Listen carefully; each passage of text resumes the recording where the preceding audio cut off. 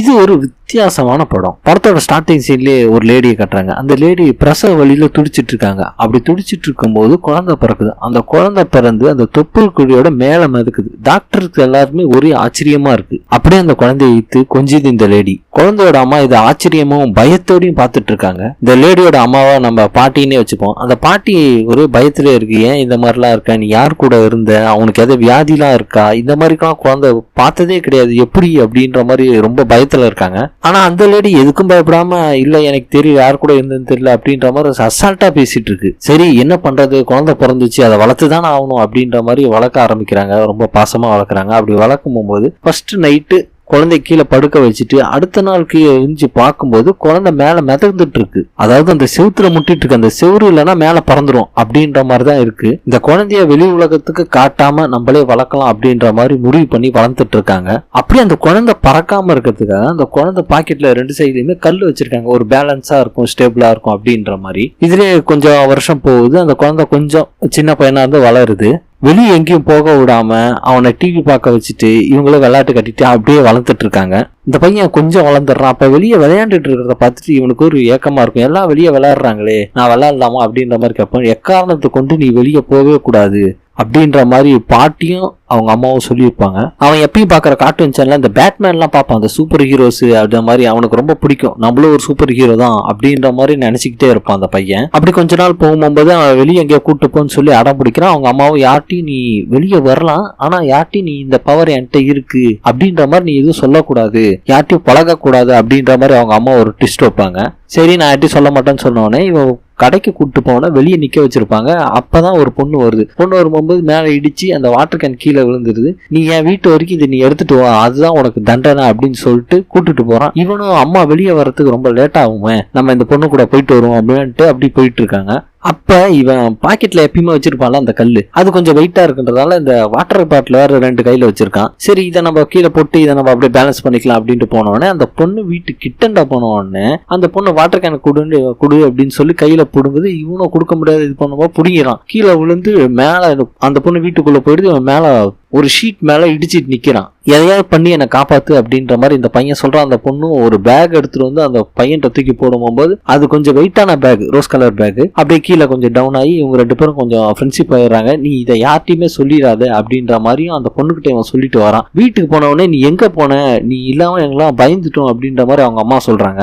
உனக்கு இந்த மாதிரி பவர் இருக்குன்னு யார்ட்டையுமே நீ சொல்லல. இல்லம்மா நான் யார்ட்டையுமே சொல்ல, இன்னும் ஒரு ஃப்ரெண்டு ஒரு பொண்ணு இருக்கு, அது நல்லா இருக்கு, நாங்க 2 பேரும் நல்லா ஃப்ரெண்ட்ஷிப்பா இருக்கோம் அப்படின்ற மாதிரி சொல்லி அவங்க அம்மாவை சமாளிக்கிறான். இப்படி இவங்க 2 பேரும் ஃப்ரெண்ட்ஷிப்பா இருக்கிறதால ஒரு நாள் விளையாண்டுட்டு இருக்காங்க. அப்படி விளையாண்டுட்டு இருக்கும்போது அந்த பொண்ணு இந்த பையனுக்கு எப்படி சூப்பர் பவர் வந்தது அப்படின்ற மாதிரி அந்த அவங்க அம்மாட்ட கேட்டவுடனே அவங்க அம்மாவுக்கு திடுக்குன்னு தூக்கி போட்டுச்சு.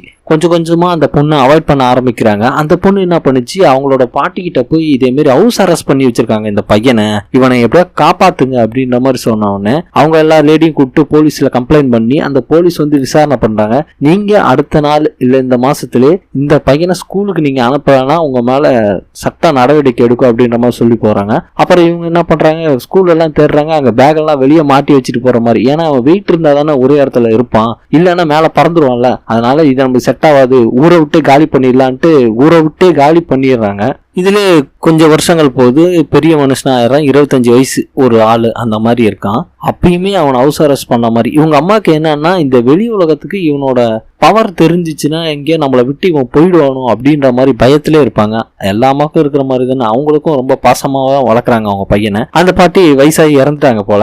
எப்பயும் போல டிவி பார்த்துட்டு இருக்கான். அந்த டிவியில ஒரு ப்ரோக்ராம்ல உங்களோட திறமையை காட்டுறதுக்கு ஒரு வாய்ப்பு அப்படின்னு சொல்ற மாதிரி, இந்த போட்டியில நீங்க கண்டிப்பா கலந்துக்குங்க அப்படின்ற மாதிரி சொல்லுவாங்க. இவனுக்கும் ஏன்னா ஏற்கனவே வந்து ஒரு சூப்பர் ஹீரோ அப்படின்ற மாதிரி நினைச்சிட்டு தான் இருப்பான். நமக்கு இதனால ஒரு ஃபிளேம் கிடைக்கும், நம்ம பெரிய ஆள் ஆயிடலாம் அப்படின்ற மாதிரி நினைச்சிட்டு இருப்பான். இவங்க வீட்டுல அம்மாக்கெல்லாம் தெரியாம அந்த ஷோக்கு போயிட்டு பார்ட்டிசிபேட் பண்றான். அது டிவில டெலிகாஸ்ட் ஆகுது. டெலிகாஸ்ட் ஆகும்போது இவங்க அம்மா பார்த்துட்டு ரொம்ப வருத்தப்படுறாங்க. இவன் திறமைய டிவில பார்த்துட்டு இந்த மேஜிக் ஷோ எல்லாம் நடத்துறவங்களை கான்டாக்ட் பண்ணாலும் அவங்க இவனை கூப்பிடுறாங்க. இதே மாதிரி நீ என் கூட வாப்பா, இந்த மாதிரிலாம் பண்ணா உனக்கு அமௌண்ட் தருவாங்க, உனக்கு ஃபிளேமும் கிடைக்கும், பாத்துக்குப்பா அப்படின்னோடனே கொஞ்ச நாள் போகுது. நிறைய சம்பாதிக்கிறாங்க. அவங்க வீடெல்லாம் தராங்க. அந்த வீட்லயும் போய் ஸ்டே பண்றான். கொஞ்ச நாள் ஆக ஆக நம்ம அம்மாக்கு துரோகம் பண்றோமோ, நம்ம அம்மாவை விட்டுட்டு நம்ம இப்படி இருக்கோமோ அப்படின்ற மாதிரி பத்திரிக்கையில கூட இவனோட திறமையை அவங்க அம்மா மறைச்சு வச்சிருக்காங்க, இவனை ஹவுஸ் அரெஸ்ட் பண்ணி வச்சிருக்காங்க அப்படின்னு சொன்ன உடனே அவனுக்கு பிடிக்கல. அந்த மேஜிக் அரேஞ்ச் பண்ற அந்த ஆள்கிட்ட போயிட்டு இல்லைங்க நான் இனிமேல் வரமாட்டேன், எங்க அம்மா கூட இருக்க போறேன் அப்படின்ற மாதிரி சொல்றான். அதுக்கு அந்த ஆள் நான் வெளில எல்லாத்தையும் கேட்டா என்ன சொல்றது, அந்த பையன் மேல பறந்து போயிட்டான் செத்துட்டான் அப்படின்ற மாதிரி சொன்ன உடனே அந்த ஆளும் வெளில சொல்றாரு. அடுத்த நாள் பேப்பர்ல வருது, மேகசின்லயும் வருது, இவன் இதை மாதிரி இறந்துட்டான் அப்படின்ற மாதிரி. இவன் ஊர்ல யாருக்குமே தெரியாது, தாடி கீடிலாம் அதிகமா வளர்த்துட்டு ஹேர் ஸ்டைல்லாம் மாத்திட்டு இவன் யாருன்னு பார்த்தா கண்டுபிடிக்க முடியாத அளவுக்கு ஆளு தலைமறைவா வாழ்ந்துட்டு இருக்கான் அவங்க அம்மா கூட.